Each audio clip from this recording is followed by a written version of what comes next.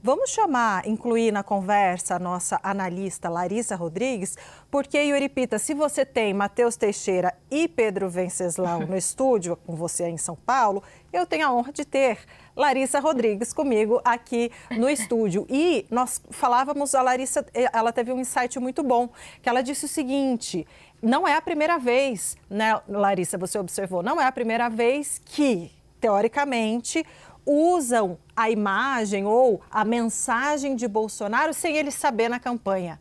Relembra esse caso pra gente. A gente estava conversando aqui nos bastidores, eu e a Débora, que outras vezes isso aconteceu e nos recordamos aqui da questão da carta, né? Como a argumentação sempre da defesa de Jair Bolsonaro é que as decisões da campanha de Flávio Bolsonaro foram tomadas sem o consentimento de Jair Bolsonaro. Quando veio aquela carta que Flávio Bolsonaro lê, tentando reafirmar a sua candidatura depois do problema com a madrasta, né, com Michele Bolsonaro, e aí o ministro Alexandre de Moraes, né, Matheus, questiona ali a defesa de Jair Bolsonaro. Olha, você não pode falar nas redes sociais. Por que isso aconteceu? Você sabia? Ele vem e diz, eu não sabia. E agora a gente vê algo parecido acontecendo. Um uso pela campanha de Flávio Bolsonaro, desse vídeo que vemos na imagem agora, quem está em casa pode acompanhar, de um Jair Bolsonaro feito por inteligência artificial. E eles tentaram, eu ouvi muito isso, até se defender de qualquer possibilidade de questionamento jurídico, porque Jair Bolsonaro, feito por IA,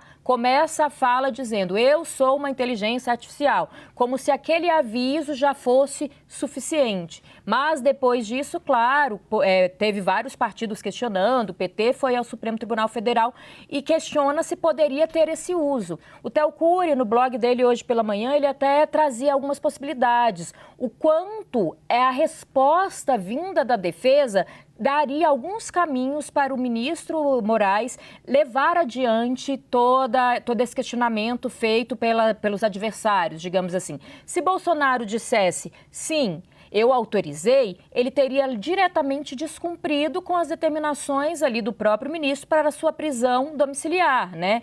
E isso poderia ali gerar alguma possibilidade do retorno para a prisão de fato em algum presídio e não essa prisão humanitária. Foi assim que determinou, né, ou pediu pelo menos a defesa. A partir do momento que a defesa de Jair Bolsonaro diz que ele não sabia, o ônus do Supremo, as investigações, podem cair na campanha de Flávio Bolsonaro, porque isso é considerado um deepfake, né? De que ele não autorizou, então estão colocando palavras na boca dele, usando a imagem dele sem autorização. E é vedado pela legislação, incluindo a legislação eleitoral, qualquer tipo de criação. Então a gente vai ter que acompanhar agora, diante dessa resposta, um posicionamento deve vir do ministro Alexandre de Moraes e se há alguma espécie de penalização à campanha de Flávio Bolsonaro. Pedro Venceslau se junta a nós aqui também trazendo uma análise, uma primeira avaliação desse posicionamento que era esperado da parte da defesa de Jair Bolsonaro, defesa que é responsável pelas questões da execução penal, ou seja, os advogados que representam Jair Bolsonaro perante o Supremo Tribunal Federal nas questões que envolvem o cumprimento da pena pela qual ele foi condenado no ano passado. O que vai dizer ou o que vai acontecer com a campanha de Flávio Bolsonaro, do ponto de vista jurídico eleitoral, cabe aos advogados da campanha se manifestarem. Mas nesse caso aqui, Pedro, quero te ouvir, você que foi testemunha in loco deste vídeo de IA exibido na convenção do PL.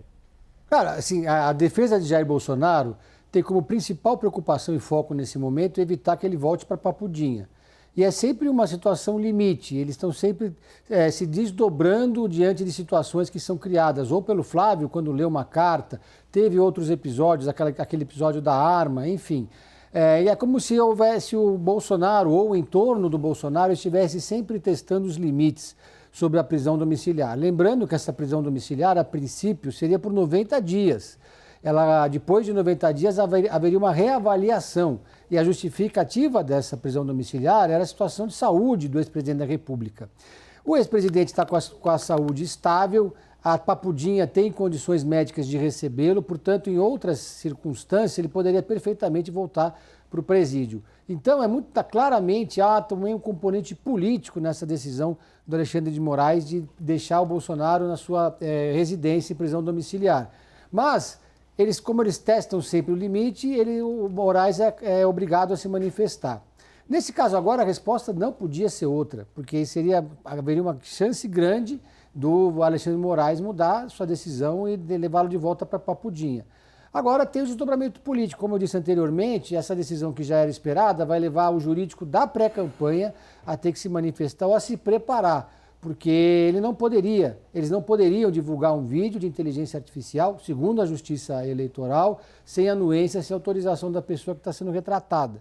Mas a punição é leve, é lateral, é coisa de R$10 mil, o que na pré-campanha não significa absolutamente nada. Sem dúvida, é ali a redução de danos, né? Qual é a versão menos pior? Mas, claro, de acordo com a defesa, Jair Bolsonaro, de fato, não sabia dessa divulgação, dessa criação desse vídeo, da formulação desse vídeo em inteligência artificial. Muito obrigada, Larissa Rodrigues, Matheus Teixeira, Pedro Venceslau.